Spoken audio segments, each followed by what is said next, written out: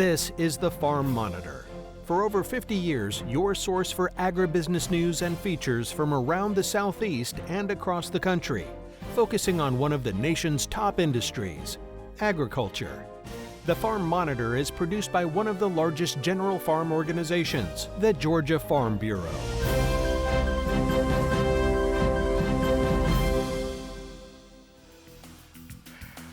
So, rumor has it you're looking for everything and anything related to Georgia Ag. Well, you've come to the right place. Happy to have you along for the latest episode of the Farm Monitor. Formal introductions. I'm Ray D'Alessio. And I'm Jennifer Parson. Like Ray said, happy to have you with us because once again, we've got a great show for you. Straight ahead, the changing regulations creating uncertainty for Georgia growers relying on guest worker programs and how it's impacting their bottom lines. And then later, part 2 of our conversation with Taylor Sills from the Georgia Cotton Commission. We'll look deeper into the critical challenges facing Georgia's cotton industry and the innovative strategies being developed. It's a must-see for anyone interested in the future of cotton. These stories and so much more right now on the Farm Monitor. Well, as you may already know, Georgia producers depend on the nation's guest worker programs to bring in the fresh fruits and vegetables we all enjoy. But recent years have brought constant changes to these programs, leaving producers struggling to keep up. John Holcomb reports on an event aimed at simplifying these programs for growers and ensuring they remain compliant. Down in Tifton recently, producers gathered for the annual Agricultural Relations Forum, an event that's designed to educate and inform growers on the ever-so-changing guest worker programs producers utilize on their operations. The importance of the event can't be overstated, as it comes at a time when producers have been burdened with frequent drastic changes to the program so many of them rely on. The biggest factor that drives the need for this event is the ever-changing regulatory environment that we find ourselves in. And for a grower that is focused on growing a healthy crop, keeping up with 600 pages of regulations and new rules is a challenge. So if we can synopsize that into 2 days and again keep them, let them have the information so that they are compliant, so that they know they're operating their farm the way that the rules stipulate, but also the way they want to be able to operate and treat their employees who come back year after year and become part of their families. In the last few years, growers that utilize the program have had to adapt to sudden changes that have caused a lot of uncertainty, the biggest being the wage rate, which has increased more than 20% in just 2 years, a huge hurdle for producers, especially when that rate could change at any time. One of the biggest factors influencing the effectiveness of the program is what we call the adverse effect wage rate, and that becomes, in effect, a de facto minimum wage rate for all ag work in your area. That rate can be increased at any time during the year. The last few years we've had a 21% increase in 23 and 24. That comes after the fact that our growers may have already had contracts to provide produce to their suppliers. So that uncertainty comes in with, I can't identify what my labor costs are going to be next year because I don't know what the pay rate is going to be. More uncertainty comes for producers as a lawsuit has been brought forth that is challenging the overreach and unfairness in the many burdensome and unfair rules and regulations the Department of Labor has issued. The latest rules we feel were an overreach by Department of Labor, outstripping the authority granted to them by Congress, and in fact they're conveying rights to foreign ag workers in the country that are even U.S. citizen workers don't receive. The pay rate is now twice in Georgia what the minimum wage is. So those pay rates become disassociated from really the economic realities in our rural communities, but because of the rules, that becomes the de facto wage rate, and we are now paying a wage rate that's oftentimes twice what other industries in that area are paying. That leaves us uncompetitive with our foreign competitors and susceptible to seeing more of our food supply come from other countries. Ultimately, Butt says that the rules and regulations have been changing in a way that has left growers at a very unfair advantage, especially when you add in all of the many other challenges that they're dealing with.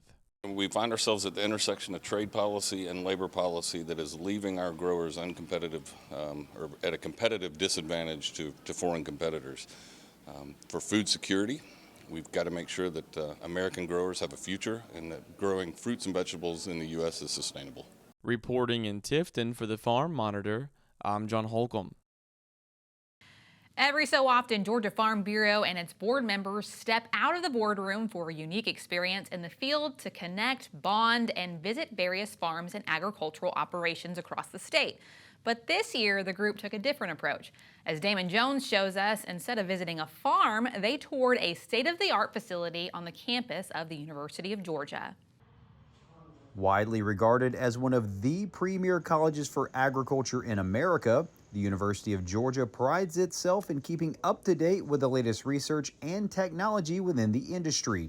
And recently, this group of GFB board members got to check out some of those advances the university has made and learned about how they keep the state's biggest industry running strong. Well, you know, us and them realize that the largest economic impact to Georgia is $83.5 billion worth of economic impact to the state of Georgia through agriculture. No matter what folks tell you, ag is the #1 industry in the state.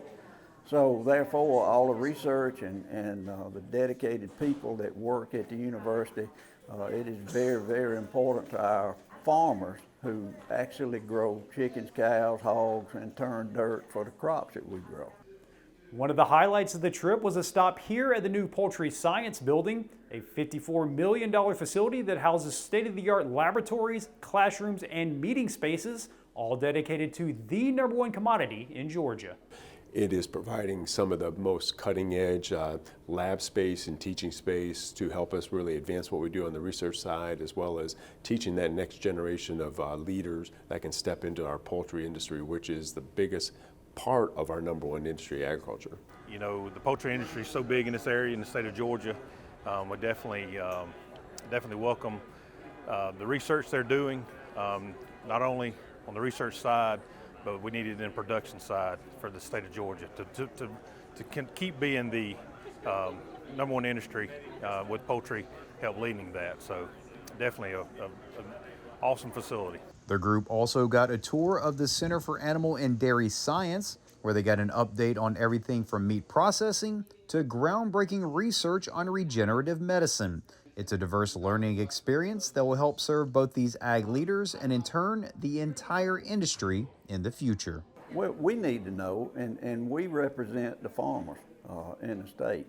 We are the largest ag organization in the state, so everything we can learn and everything our board of directors can learn to better represent our members, especially our farmer members, it's important for us to be able to see this and be able to maybe help a farmer someday. University leaders like President Moorhead and CAES Dean Nick Place also dropped by to not only highlight all the good work being done, but also showed their appreciation for the partnership with the Georgia Farm Bureau. That partnership we have between the College of Agriculture and Environmental Sciences with Georgia Farm Bureau is very important. We see us as key partners together to really work on elevating what we do with the #1 industry in the state of agriculture. Reporting from Athens, I'm Damon Jones for the Farm Monitor. Still to come, with rising costs and global competition, how Georgia's cotton industry is gearing up for the future. But first, get ready to squash that hunger. Dr. Tracy Brigman serves up a summer squash casserole and some healthy zucchini.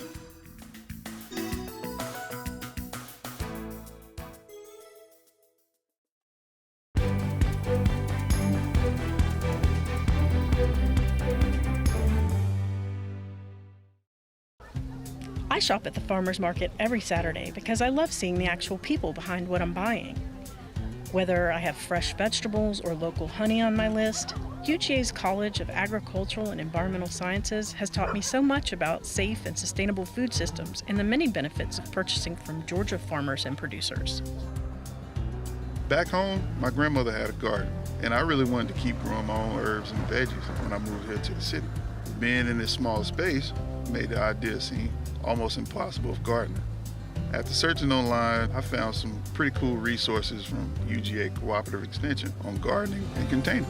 I had so much fun experimenting with growing herbs, lettuce, and other greens, and even tomatoes, which I don't like much, right here on my balcony. One thing I wish people knew about farming, it isn't just about growing, it really is about providing. I'm proud that the produce coming out of my fields feeds neighbors in rural and urban Georgia. And I'm grateful for my county extension agent, who keeps me connected to the latest agriculture research coming from CAES. Their dedication helps my farm stay operational year after year. We take our kids apple picking in North Georgia every year. They are always so excited to pick fruit straight from the tree. While many do get eaten before we even get home, we've loved UGA Extension's recommendations for preserving leftovers. My son even made his own apple butter last season. As much as we love living in the city, it's great to have a change of scenery and teach our children where their food comes from. From the food we eat, to the water we drink, to the clothes we wear. Locally grown in Atlanta and across the state, agriculture is everywhere. Let the University of Georgia College of Agricultural and Environmental Sciences help you find it.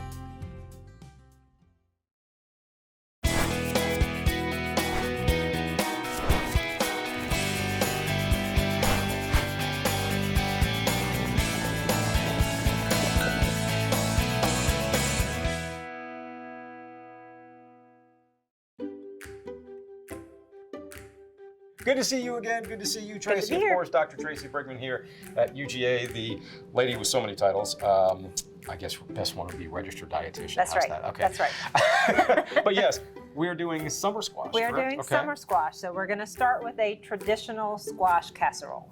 So you can't go wrong with squash and butter and onions and cheese and all that kind of stuff. So right here I have 2 pounds of squash that I cut up into half moons and about 1/2-inch slices. And then there is also 1 medium onion that I sliced really thin. And I boiled that for 3 minutes. Okay. Our squash casserole, I like my squash to still be in the same shape that I cut it in. You can boil it longer if you like it a little bit mushier. I like mine to still have a little bit of bite to it. Let's get squashing. Let's get squashing. Okay. Okay, so again, you're just gonna cook it to your light doneness. I did 3 minutes, you could do 5 or whatever. Okay. So while it is still hot, I wanna add 3 cups of grated sharp cheddar cheese. And then that is a 1/2 stick of butter that I cut up into smaller pieces because I want it to melt pretty good. So now we want to stir that so that the butter melts and the cheese starts melting. Okay, so now we're going to add a 1/2 cup of whole milk. You can use 2% or skim and just stir that in a little bit. I have 2 beaten eggs here. I like to temper it, so because I already mentioned we don't want scrambled eggs. So to temper, I'm going to take a little bit of the warmed liquid and add it to the cold eggs to kind of bring up the temperature before I dump it in that hot dish. And so just like 2 little scoopfuls probably enough. So now it's not refrigerator cold anymore. I can pour it over and you can see it did not scramble. I need something to bind it together. So for this recipe, I am using 32 Ritz crackers that I crumbled. Make sure it's 32. I counted them twice. And you used an even number, which I like. That's right. I counted them twice. I'm going to mix that in. That's going to soak up some of that liquid and kind of also bind it. And then we have 1/4 teaspoon of salt and 1/4 teaspoon of pepper. So once it's combined, this is a 3-quart casserole dish that I buttered, more butter. I buttered the bottom so that things don't stick. We're going to pour that yummy goodness into there. And then to top it, more Ritz crackers that are crumbled. So 32? I didn't count these. This is 1 tube. So if 1 tube isn't enough, this looks like it is to cover the top. All right. And then I'm going to put that in a preheated oven that has been preheated to 350 degrees. It's going to cook for 45 minutes to an hour till it's brown and bubbly. When it comes out, Just like that. it looks just like that. All right, so staying in the squash family, we go from yellow squash to zucchini, which you just taught me something. I didn't even realize zucchini was a squash. I know. So we're going with that right now. Yeah, so we're gonna make some healthy breakfast muffins. I like something sweet in the morning, and it's hard to find something that's healthy and sweet, so this should fit the bill. So we're gonna start with our wet ingredients. So over here I have 1 cup of shredded carrots. And then I have 2 bananas that I mashed. Mashed bananas. Mashed bananas. That's going to give some moisture and texture. And then the star of our muffin, a 1.5 cup shredded zucchini. I left the skin on it. The skin provides some fiber. That's also, the nutrients are right under the skin, so you don't want to, and because it's shredded, you don't get a bunch of skin in one bite. After my shredded zucchini, I'm going to do a 1/4 cup of, that's canola oil. You can use any clean tasting oil, vegetable oil. And then I have a 1/4 cup of yogurt. And then we're going to add 2 eggs. Eggs. That looks pretty good. Okay, so now we're going to work on the dry ingredients. This is 1 cup of whole wheat flour. You cannot sub out the whole wheat flour. The whole wheat flour is going to absorb a lot of liquid, so if you tried to use all-purpose flour, it would be a really gummy, mushy muffin that you can cook and cook and cook, and you're not going to think it's done. So 1 cup of whole wheat flour, and that's 1.5 teaspoons of baking soda. Then I'm going to add my sweet ingredients. So that is 1/2 cup of brown sugar. Okay. 1/2 cup of rolled oats. These are the old-fashioned ones, not the instant ones, so we're adding more fiber to it. And here is where I can mix and match some stuff. This is 1/2 cup of chopped pecans. If you want a different nut in there, go ahead. That is 1/2 cup of sweetened shredded coconut. And then this is 1/2 cup of dried cherries. This is a teaspoon of cinnamon, a teaspoon of salt, and 1/2 teaspoon of ginger. So give it a little bit more flavor. So I'm going to mix my dry ingredients together till, again, they're well combined. All right, so we're now going to dump that into my wet mixture. And because these are muffins, you never stir muffins with a hand mixer. You just stir it till everything is just barely moistened. Okay. I have my muffin tin. You can use spray if you don't have the muffin liners. I like using the muffin liners because it's a lot easier to clean up. So I'm going to fill each of these muffin cups till it's about 2/3 full.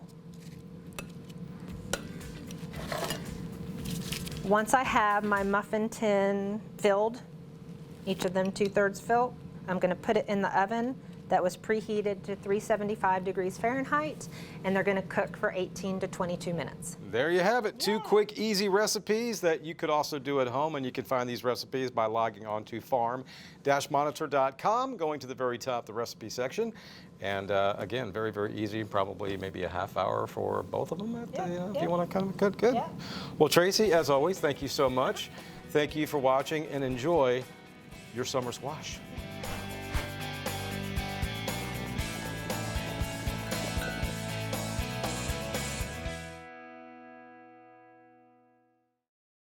When we come back, more of our conversation with the executive director of the Georgia Cotton Commission, Taylor Sills.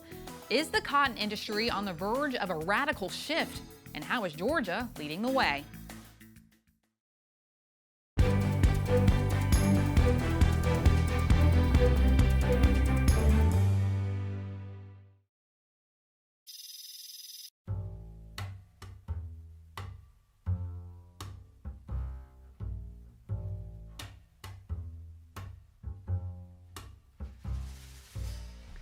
I'm Mark Wiles with the Georgia Forestry Commission. A group of 12 invasive plants is wreaking havoc on Georgia's forest and may even be taking over trees, shrubs, and the surrounding landscape on your property. If you come across these culprits, remember this phrase: know better, do better. Don't plant invasive species. Choose native species instead. This is a call to action. We need your help in avoiding this group of Georgia's most invasive plants, AKA the Dirty Dozen.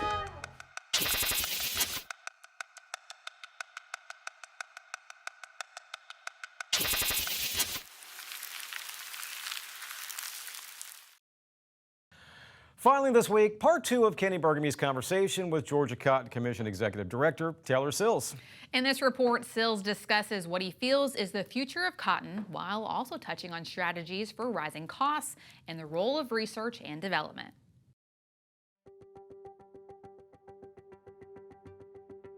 What I can tell you is in Georgia today, our problems are threefold. Our producer safety net is out of whack. It's just in the post-COVID world, the cost of production, not just for cotton, for everything, has gone through the roof. We know this. You hear about it, I'm sure, when you talk to people in other commodity segments.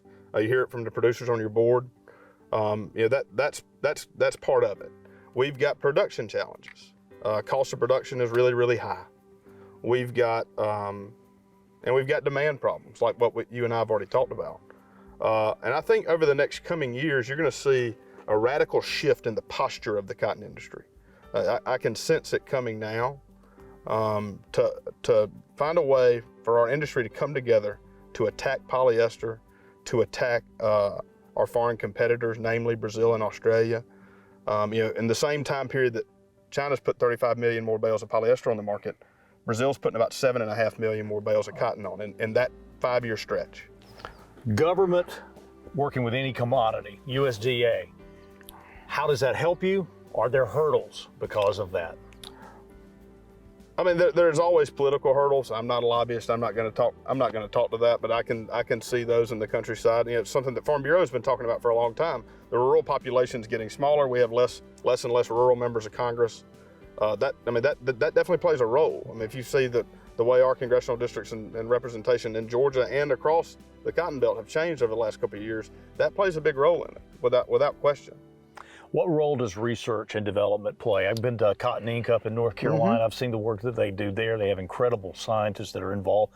What role is that in the future of cotton? Research is one of the pillars of what we do at the Cotton Commission. Where this year we've got I want to say for this fiscal year about $1.45 million earmarked towards ag research, and that's whether it's agronomics, breeding, economics, all these different subject areas we're funding research in.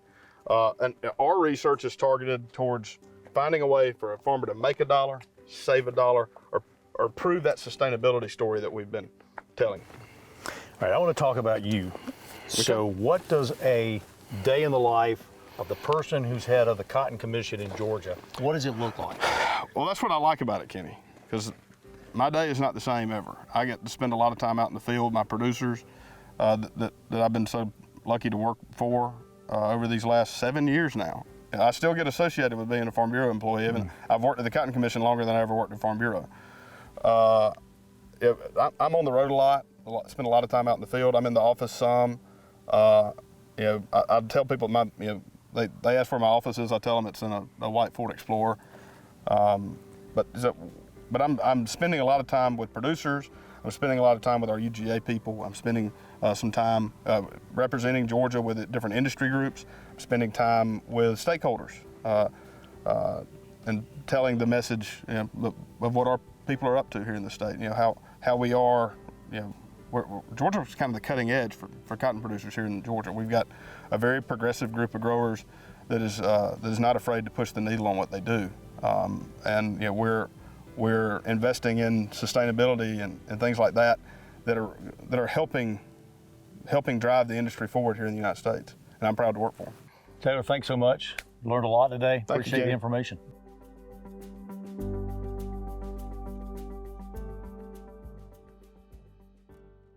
Kenny, Taylor, thanks so much. Before we go, we want to remind you that for all the latest ag news regarding food, recipes, and what's happening on Georgia farms, be sure you check out all of our social media pages, including farm-monitor.com. Take care, stay safe, and we'll see you again right here on the Farm Monitor. Have a great week.